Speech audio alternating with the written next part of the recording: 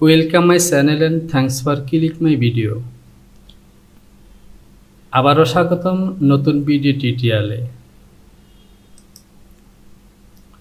তো প্রিয় ডপার, এখান থেকে লক্ষ্য করুন আমরা 2D ড্রয়িং এর যেই প্রয়োজনীয় আইকনগুলো বা টুলসগুলো আছে এগুলো নিয়ে আমরা আলোচনা করেছি। জাস্ট আমাদের প্যাটার্ন ড্রয়িং করার জন্য যেই প্রয়োজনীয় টুলগুলো আছে সেগুলো আলোচনা করেছি। যেমন এখান থেকে ট্রান্সফর্ম বা বিভিন্ন রেক্ট্যাঙ্গেল, পলিগন, ইলিপস ইত্যাদি ইত্যাদি। এছাড়া প্যাটার্ন কিভাবে সিম করতে হবে, কিভাবে কাটমার্ক দিতে হবে, কিভাবে প্যাটার্নের উপরে লিখতে হবে, লেখা কিভাবে এডিট করতে হবে তাও আমরা শিখেছি। তো আপনি যদি আমার পূর্বের ভিডিওগুলো দেখে না থাকেন তাহলে ডিসক্রিপশন বক্সে লিংক দেওয়া আছে, সেখানে ক্লিক করে দেখে নিন, অথবা প্লে লিস্টে চলে যান, সেখান থেকে দেখে নিতে পারেন। আজকের ভিডিওতে আমরা প্যাটার্ন তৈরি করব। তো এখান থেকে দেখতে পাচ্ছেন 2D স্ক্রিনটি ওপেন করা আছে। আমি এই অপশনটিতে ক্লিক করলাম। এখন কিন্তু দুটি স্ক্রিনই এখানে রয়েছে, একটি 2D এবং 3D। আজকের ভিডিওতে আমি এখান থেকে একটি প্যাটার্ন তৈরি করব এবং পরবর্তী ভিডিওতে এখান থেকে ভিডিওর 3D যে টুলগুলো আছে এগুলো নিয়ে আলোচনা করব।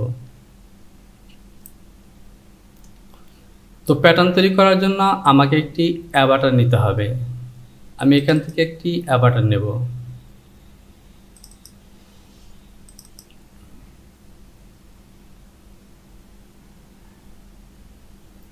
তো দেখতে পাচ্ছেন আমি একটি অ্যাভাটার নিয়েছি এবং রাইট সাইডে বা 2D স্ক্রিনে 3D অ্যাভাটারের যে একটি ছায়া সেটি দেখতে পাচ্ছেন। তো আমি আগেই বলেছি 3D এই সফটওয়্যারে কোনো মেজারমেন্ট ছাড়াই কিন্তু প্যাটার্ন তৈরি করা যায়। তো চলুন আজকে আমরা সেটি দেখব। তো আমি ছায়াটিকে একটু বড় করে নিলাম। এই যে আইকনটি দেখতে পাচ্ছেন এখানে ক্লিক করে আমি একটি রেক্ট্যাঙ্গেল নেব, অথবা আমি পলিগন নিতে পারি। তো দেখতে পাচ্ছেন এটি হলো নেক। এখান থেকে জাস্ট নেকের যে একটি পয়েন্ট আছে আমরা সেখানে ক্লিক করব। এরপর চলে যাব শোল্ডার পজিশনে। এরপর এখান থেকে যদি আমরা নিচের দিকে আসি তাহলে দেখতে পাচ্ছেন এখানে কিন্তু একটি ছায়া, কিন্তু শরীরের যে একটি শেপ সেই শেপটি কিন্তু নেই। আর সে কারণে এখান থেকে আমরা অতিরিক্ত বাড়তে নেব।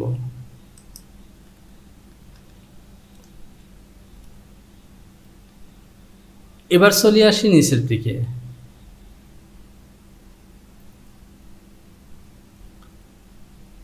এখান থেকে এই যে ছায়ার যে সাদা অংশ দেখতে পাচ্ছেন এটি হলো ক্রস পয়েন্ট। ঠিক আমি একটি টি শার্টের মেজারমেন্ট ক্রস পয়েন্ট বরাবর নিলাম। এরপর চলে আসবো ঠিক মিডল পজিশনে। এরপর ঠিক নেকের এই পয়েন্ট বরাবর নিয়ে আসলাম এবং এখান থেকে ক্লিক করে এখানে ইন্ট বা শেষ করে দিলাম। এবার আমি এখান থেকে চলে যাব ঠিক এই আইকনটিতে। এই কর্নারে ক্লিক করে দেখতে পাচ্ছেন এখানে অনেকগুলো টুল আছে। এখান থেকে আমি এডিট কার্ভ পয়েন্ট এটিতে ক্লিক করলাম। তো দেখতে পাচ্ছেন এটিতে আমি সহজেই কিন্তু শেপ দিতে পারছি। ওকে, আমি ঠিক ছায়াটিকে ফলো করেই এভাবে শেপ দেব।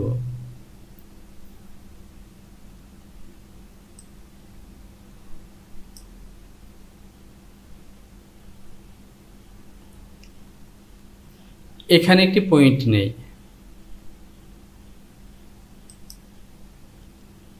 এই পয়েন্টটিকে সিলেকশন করলাম এবং ডিলিট করে দিলাম, অথবা এই পিসটিকে আমরা কপি করে নেব।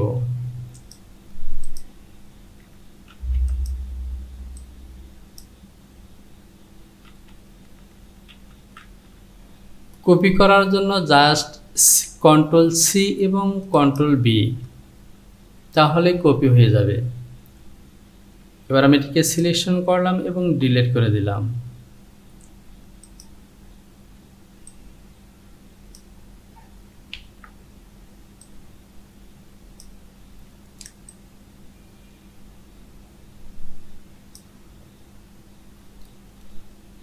তো দেখতে পাচ্ছেন জাস্ট একটি বেসিক টি শার্টের যে একটি ফ্রন্ট পার্টের প্যাটার্ন সেটি কিন্তু হয়ে গেছে। একইভাবে এখান থেকে এটি হলো ব্যাক পার্ট। আমি এই পয়েন্টটিকে এভাবে নিচে নিয়ে আসবো এবং এখানে শেপ দেব।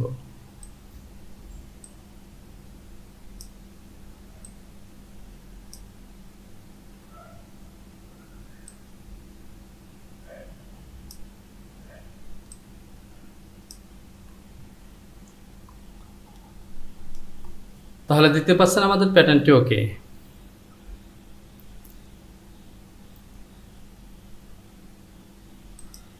এই পয়েন্টটিকে আমি কনভার্ট করলাম। এবার এখান থেকে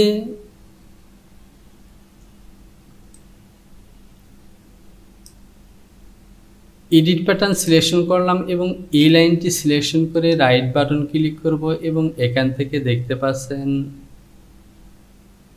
unfold symmetry editing with swing. তাহলে দেখতে পাচ্ছেন আমার প্যাটার্নটি ফুল প্যাটার্ন হয়ে গেছে।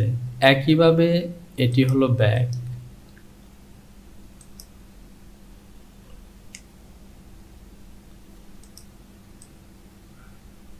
এটি হলো আমার ব্যাক পার্ট এবং এটি হলো ফ্রন্ট পার্ট। এবার চলে আসলাম 3D স্ক্রিনে।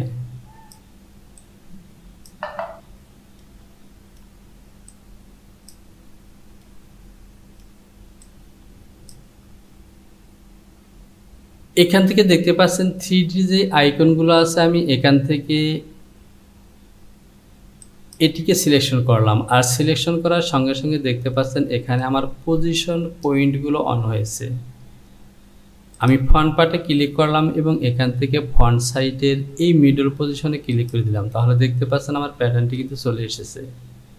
এবার আমি অ্যাভাটারটিকে মাউসের রাইট বাটন ক্লিক করে এভাবে ঘুরিয়ে দিলাম। এবার ব্যাক পার্টে ক্লিক করলাম এবং এখানে ক্লিক করলাম। তাহলে দেখতে পাচ্ছেন ব্যাক পার্টটিও চলে এসেছে।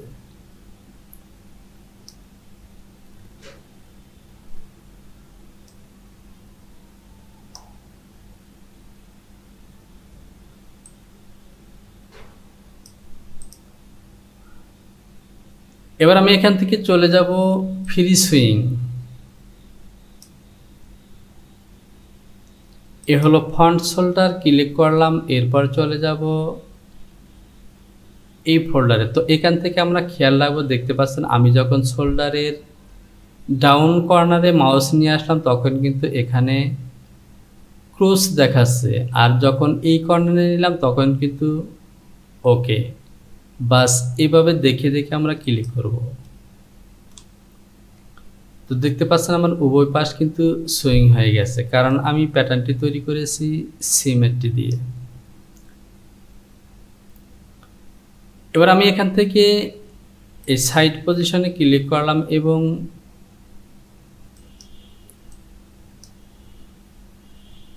এ পাশে ক্লিক করলাম। তো দেখতে পাচ্ছেন আমার উভয় সাইডে কিন্তু সুইং হয়ে গেছে। এবার আমি এখান থেকে এটিকে অফ করে দেব। এখানে লক্ষ্য করুন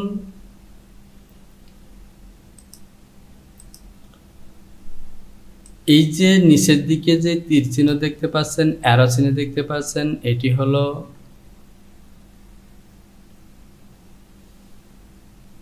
সিমুলেশন বাটন, এই বাটনটি ক্লিক করার সঙ্গে সঙ্গে এই পোশাকটি কিন্তু শরীরের সাথে ফিট হয়ে যাবে। তো এখান থেকে আমি ক্লিক করলাম। তো দেখতে পাচ্ছেন আমার টি শার্টের প্যাটার্নটি অ্যাভাটারের সাথে ফিট হয়ে গেছে। এবার লক্ষ্য করুন, এই যে প্যাটার্নটি তৈরি করেছি এই প্যাটার্নটি কিন্তু অ্যাভাটারের সাথে অনেক ফিটিং বা টাইট হয়ে গেছে।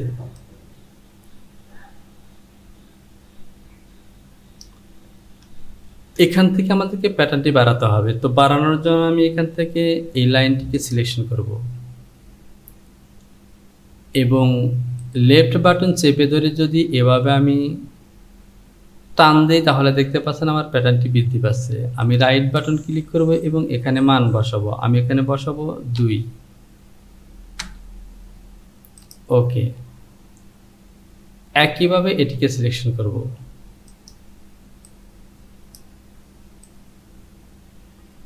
রাইট বাটন ক্লিক করব এবং মান বসাবো 2। এবার আমি আবারও এই বাটনটিতে ক্লিক করব। তাহলে দেখতে পাচ্ছেন এবার কিন্তু অনেকটা লুজ হয়ে গেছে এবং স্বাভাবিক হয়ে গেছে। ঠিক এভাবে আমরা অ্যাভাটারে দেখে দেখে এই প্যাটার্ন তৈরি করতে পারবো, গার্মেন্টস তৈরি করতে পারবো। এর জন্য আমাদের কোনো মেজারমেন্টের প্রয়োজন হবে না।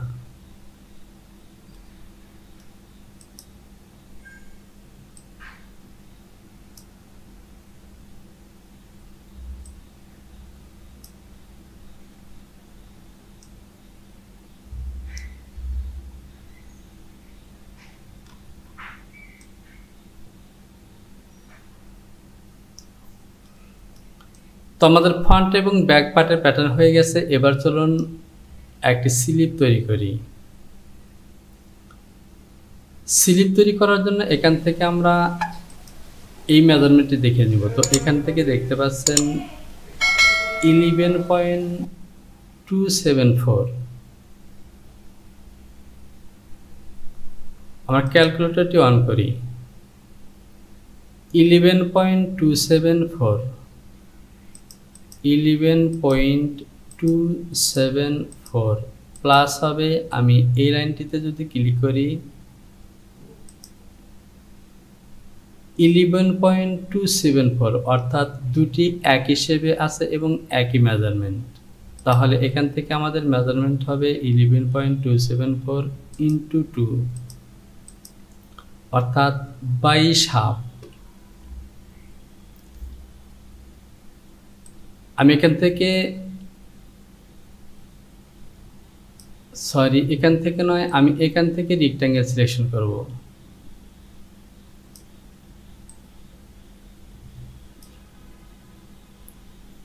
এখানে ক্লিক করলাম এবং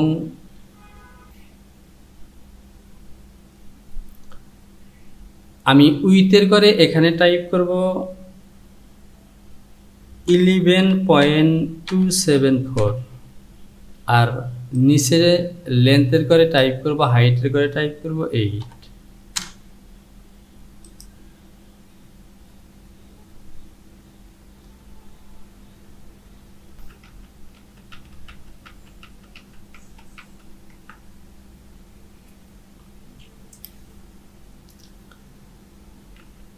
এবার আমি এখান থেকে একটি পয়েন্ট নেব।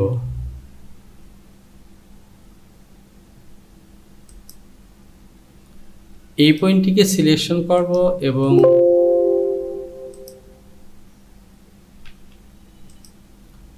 ডিলিট করে দিলাম।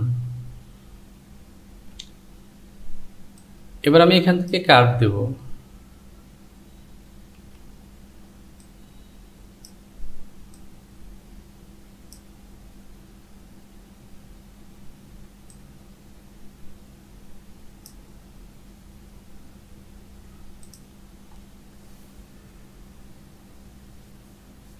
আমাদের এই মেজারমেন্টটি প্রয়োজন 11.274। তো দেখতে পাচ্ছেন এখানে কিন্তু বেশি আছে, তো আমি এখান থেকে একটু কমাবো।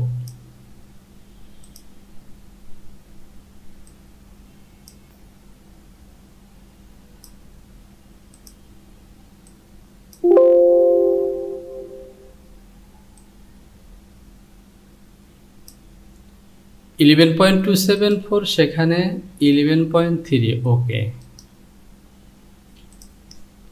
ঠিক আগের মতো এই লাইনটিকে সিলেকশন করব, রাইট বাটন ক্লিক করব এবং এখান থেকে unfold symmetry editing with swing.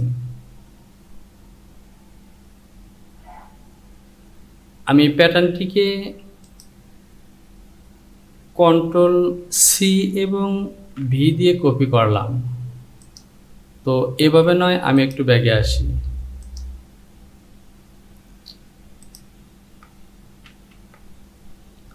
Right button click করলাম, এখান থেকে কপি, এরপর নেব মিরর পেস্ট।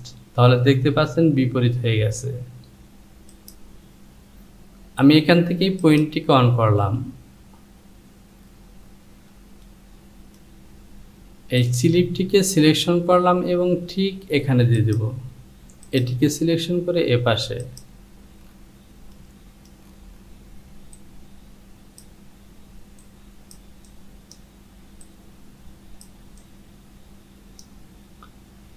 এবার আমরা সুইং দিব এবং এই পয়েন্টটিকে আমি অফ করে দিলাম।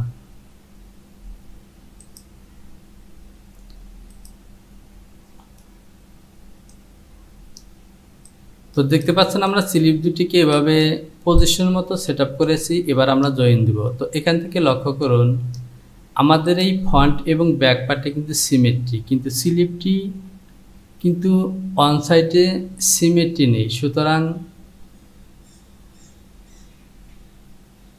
আমাদেরকে এখান থেকে এই বেস লাইনটি উঠিয়ে দিতে হবে। তো এখান থেকে আমি এই লাইনটিতে ক্লিক করলাম এবং রিমুভ করে দিলাম।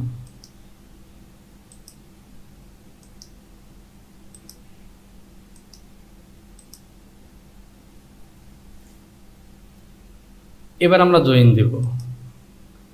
সুইং সিলেকশন করলাম এবং এখান থেকে আমরা দেখে দেখে জয়েন করব। আমরা কিন্তু 3Dর এখানে ক্লিক করেও জয়েন করতে পারি। এ হলো ফন্ট এবং এ হলো ফন্ট। একইভাবে এ হলো ফন্ট এবং এই হলো ফন্ট।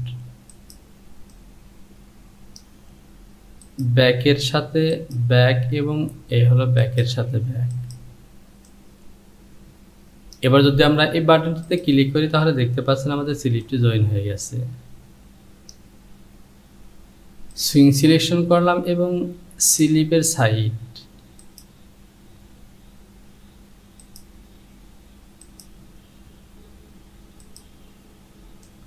তো দেখতে পাচ্ছেন আমার স্লিপটি জয়েন হয়ে গেছে।